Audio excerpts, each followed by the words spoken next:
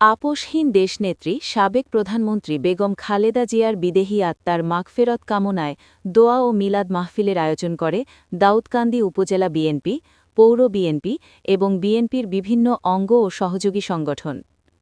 গত মঙ্গলবার ১৩ জানুয়ারি কুমিল্লার দাউদকান্দি উপজেলার শহীদনগর এম.এ. জলিল উচ্চ বিদ্যালয় মাঠ প্রাঙ্গণে অনুষ্ঠিত এ দোয়া ও মিলাদ মাহফিলে প্রধান অতিথি হিসেবে উপস্থিত ছিলেন বিএনপির জাতীয় স্থায়ী কমিটির সিনিয়র সদস্য ড.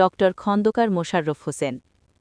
অনুষ্ঠানে প্রধান বক্তা হিসেবে বক্তব্য রাখেন বিএনপির জাতীয় নির্বাহী কমিটির সদস্য ড.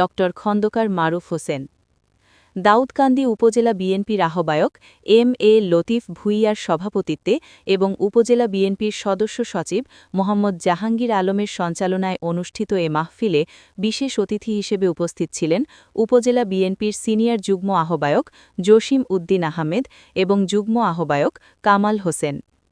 অনুষ্ঠানে দাউদকান্দির বিভিন্ন ইউনিয়ন ও ওয়ার্ড থেকে শত শত নেতাকর্মী ও সমর্থক অংশগ্রহণ করেন। সাবেক পৌর ছাত্রদল সভাপতি মোহাম্মদ আল আমিন সরকার শত শত নেতাকর্মী নিয়ে মাহফিলে যোগ দিলে মাঠ প্রাঙ্গণ নেতাকর্মীদের উপস্থিতিতে পরিপূর্ণ হয়ে ওঠে। প্রধান অতিথির বক্তব্যে ড.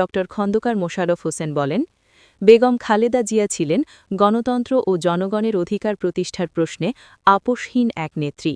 দেশ ও জাতির জন্য তার ত্যাগ ইতিহাসে স্মরণীয় হয়ে থাকবে। দোয়া ও মোনাজাতের মধ্য দিয়ে অনুষ্ঠানের সমাপ্তি ঘটে।